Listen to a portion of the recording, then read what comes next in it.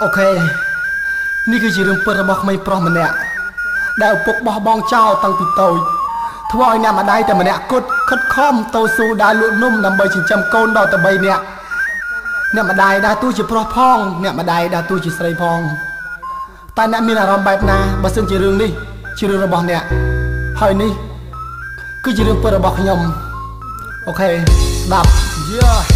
នេះគឺជារឿងពិតរបស់ខ្ញុំតាំងពីតូចដល់ធំរស់នៅសែនលំបាកអត់ប៉ាមានម៉ាក់សែនកំសត់វេទនាទោះបីឆ្មៃកោទោះបីជាកូនកំព្រាតែខ្ញុំដឹងថាអ្វីដែលវេទនាមានម៉ាក់អត់ប៉ារស់នៅឈឺផ្សាចិត្តខ្ញុំមិនចង់យំទេទឹកភ្នែកកតាហូខ្ញុំជិះពីណាមទ្រូងនៅពេលដែលខ្ញុំឃើញគេមានម៉ាក់អីគេមានប៉ាជូនទៅសាលាចំណែកខ្ញុំវិញនៅលើផ្លូវមួយដូចជាក្មេងអនាថាកុនដោយកុនដែងដូចជាខ្លែងដាច់ខ្សែអស់នៅលើវិហារជិះគិតខ្ញុំមើលថាជីវិតរបស់ខ្ញុំវេទនាប៉ុណ្ណាពុតប៉ានិងម៉ាក់បែកបាក់គ្រួសារម៉ាក់ទុករូបកូននៅជាមួយយីតាអរគុណដល់ម៉ាក់រូបកូនដឹងថាដល់ម៉ាក់ជឿផ្សាពុតកម្មវាសនាម៉ាក់ហូរទឹកភ្នែកពេលដែលកូនវិចាម៉ាក់ហូរទឹកភ្នែកពេលដែលគេមើលងាយកូនថាកូនអត់ប៉ាម៉ាក់ហូរទឹកភ្នែកមិនដឹងនិយាយយ៉ាងណាម៉ាក់អាណិតរូបកូនម៉ាក់ស្រឡាញ់រូបកូនម៉ាក់មិនចង់ឲ្យកូននេះដើរបាត់ផ្សារម៉ាក់មិនចង់ឲ្យកូននេះតែតោកូនឯកាកូនឈឺផ្សាម៉ាក់ស្រឡាញ់រូបកូនពេលដែលកូនអត់ប៉ា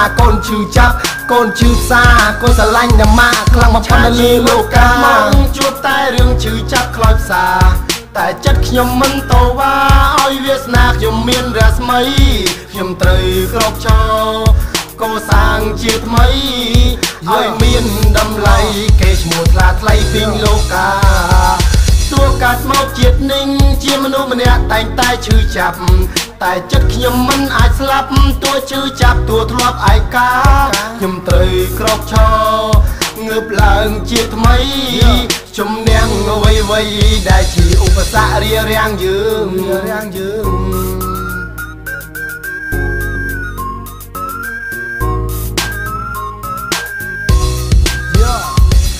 មួយគឺអ្នកម៉ាក់2គឺលោកប៉ា3គឺលោកយាយ4គឺលោកតាជាអ្នកមានគុណមានធម៌ករណាបង្កើតរូបខ្ញុំមកតាំងពីតូចក្រូចឆ្មាគាត់មានសច្ចៈមានធម៌មុទិតាគាត់ស្រឡាញ់រូបខ្ញុំពេញតែដាក់អបេខាទោះតែខ្ញុំខលខូចនៅតែមានមេត្តាខ្ញុំស្រឡាញ់ម៉ាក់ម្នាក់ព្រោះតែខ្ញុំខឹងប៉ាបោះបង់រូបខ្ញុំតាំងពីវ័យកុមារទុកឲ្យខ្ញុំកំព្រារស់នៅឯកាទោះជាប៉ាបោះបង់ឲ្យកូនរស់ជាផ្សារកូនមកភ្លេចកតាញ់យុគតវេទិតាបង្កើតរូបខ្ញុំមកឲ្យរស់លើលោកកាបានស្គាល់ជាសាសបានស្គាល់សាសនាបានឃើញពន្លឺថ្ងៃស្គាល់លោកយាយលោកតាបានស្គាល់ព្រះអាទិត្យរះនៅលើវិហារបានស្គាល់ជីវិតមនុស្សមុននឹងបាត់សង្ខារស្គាល់ភាពឈឺចាប់វេទនាខ្លោចផ្សាបានស្គាល់សបាយកម្មអ្នកតណ្ហាស្គាល់អ្វីគ្រប់យ៉ាងមាននៅលើលោកកា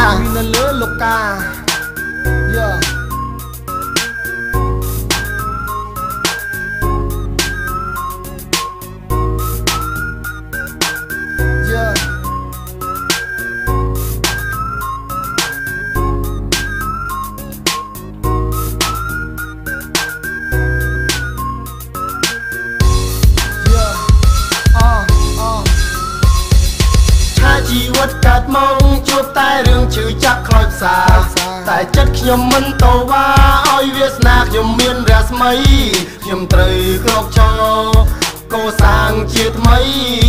ឲ្យមានតម្លៃគេឈ្មោះថ្លាថ្លៃពីលោកកាទោះកើតមកជាតិនឹងជាមនុស្សម្នាក់តែងតែឈឺចាប់តែចិត្តខ្ញុំមិនអាចស្លាប់ទោះឈឺចាប់ទោះធ្លាប់ឯកាខ្ញុំត្រូវក្រោកឈรงើបឡើងជាថ្មីជំនះអ្វីដែលជាឧបសគ្គរារាំងយើងនៅលើពិភពលោកនេះអ្វីដែលកូនតែងប្រាថ្នានោះ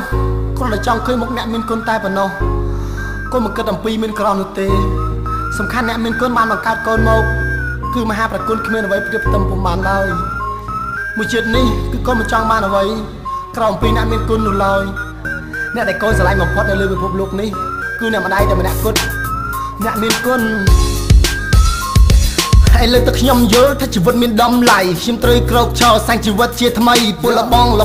ដែលមិនទាន់ដឹងអីញៀនឆ្នាំញៀនម៉ាជុកកឆារាល់ថ្ងៃបើគិតពីធ្វើអញ្ចឹងអនាគតជាស្អីយើងត្រូវក្រោកឈរសាំងជីវិតជាថ្មីឈប់ខ្សែគ្រឿងញៀនឈប់បំពេញលោកីយើងចាប់ដៃគ្នាធ្វើអ្វីដែលថ្មីយើងឈប់កំសាកតោកយ៉ាក្រក្រៃព្យាយាមប្រឹងប្រែងអនាគតខ្លាថ្លៃកុំយកពេលវេលាទៅធ្វើអ្វីគ្មានន័យព្យាយាមតស៊ូគង់តែបានជោគជ័យធ្វើឲ្យជីវិតមានពលឺថ្លាថ្លៃប្រៀបដូចព្រះច័ន្ទរះបំភ្លឺផែនដីដកដង្ហើមឲ្យវែងហើយគិតជាថ្មីបំភ្លេចចោលរឿងអតីតវបដិសេរីជាយមាំងកលៀងឬមាំងគល់ជោគជ័យងើបឈរម្ដងទៀតចាប់ផ្ដើមក្តាប់ក្តៃស្រែកថាជាយោជីវិតខ្ញុំមានន័យស្រែកថាជាយោជីវិតខ្ញុំថ្លាថ្លៃយោហើយបទនេះដែរសូមផ្ញើជូនទៅអ្នកដែលមានរឿងពិតដូចជាខ្ញុំ